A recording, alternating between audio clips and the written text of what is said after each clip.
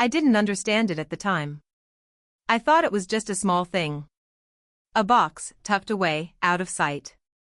But years later, I realized that moment quietly changed how I saw my sister. And how I saw myself. Let me tell you about the day I found something I was never meant to find. It was a calm afternoon, the kind that doesn't ask for attention. Soft light coming through the living room window. Dust floating slowly in the air. Everything ordinary. Everything peaceful.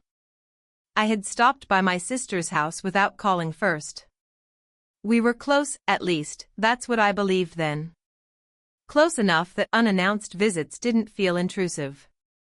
Close enough that I thought there were no locked doors between us. She was in the kitchen, distracted, talking about something small. I don't even remember what. Her voice was relaxed. Familiar. I offered to help her look for a document she said she'd misplaced. She waved vaguely toward the hallway. Check the closet, she said, without thinking. The closet smelled faintly of cardboard and old fabric. Shoes neatly lined up. Coats hanging quietly, untouched. That's when I noticed the box. It wasn't labeled. Just a simple box, pushed far back, half hidden behind winter coats. Something about the way it was tucked away made me pause. I remember hesitating. That small internal moment where you ask yourself whether curiosity is worth it. I told myself it was nothing. I told myself I wasn't snooping. I pulled it out gently. Inside the box were tissue papers, carefully folded. Not random. Intentional. And beneath them, a gift. Wrapped. Unopened. With my name on it. I stood there longer than I should have. Trying to make sense of something that didn't quite fit. The handwriting was hers. The tag dated months earlier. I remember my chest tightening, not sharply, just enough to notice. That quiet pressure that comes before understanding. I didn't call out to her right away. I didn't want to seem dramatic. Didn't want to misunderstand. When I finally asked her about it, I kept my voice light. Casual. Almost apologetic. Her smile changed. Just slightly. A pause too long. A breath before words. Oh, that, she said. As if she'd forgotten.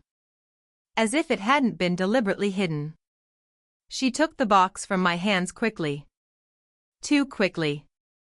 It was supposed to be for later, she said. Then laughed. A soft laugh that ended the conversation before it could begin. I nodded. I always nodded back then. But something stayed quiet in the room long after the moment passed. Life moved on, the way it always does. Holidays came and went. Birthdays passed. The gift was never mentioned again. At first, I told myself it didn't matter. People forget things. Timing gets complicated. I didn't want to assign meaning where there might be none. But slowly, other moments began to feel familiar. Plans made without me. Decisions discussed after they were already settled. Little exclusions, easy to dismiss on their own. I found myself adjusting. Lowering expectations. Telling myself not to be sensitive. That's what I'd learned to do early on, make space for others, even when it meant shrinking my own. Looking back now, I see the pattern clearly. The gift wasn't about generosity. It was about control. About choosing when, or if, I was included. And I let it happen, quietly. It took much longer than I expected to understand what that moment really meant. For years, I kept returning to it in my mind, gently reshaping it, trying to make it feel smaller and less important than it was. I told myself I was overthinking. That it wasn't personal. That I should let it go. But time has a way of stripping away the stories we tell ourselves. As I grew older, I started noticing patterns that felt uncomfortably familiar. How easily I stayed quiet when something unsettled me. How quickly I talked myself out of discomfort. How natural it felt to protect other people's ease, even when it came at the cost of my own clarity. The gift wasn't just something delayed or forgotten. It represented a choice that had been made without me. A quiet decision about when I was allowed to be included and when I wasn't. I don't believe my sister acted out of cruelty. I think she acted out of habit. Out of a dynamic we both learned early, where my silence felt expected and her control felt normal. And I had participated in that pattern without realizing it. For a long time, I believed boundaries had to be dramatic to matter. That they required confrontation or explanation. But I've learned something gentler since then. Boundaries can be quiet. They can begin internally. With acknowledging what something cost you, even if no one else ever notices. When I think about that moment now, I don't feel anger.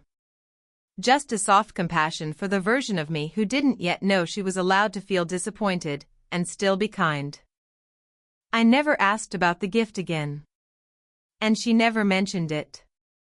For a long time, that silence felt unresolved.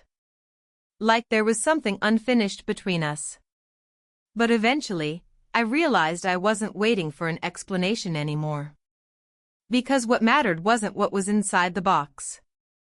It was what the moment revealed. That quiet afternoon showed me something I hadn't been ready to see.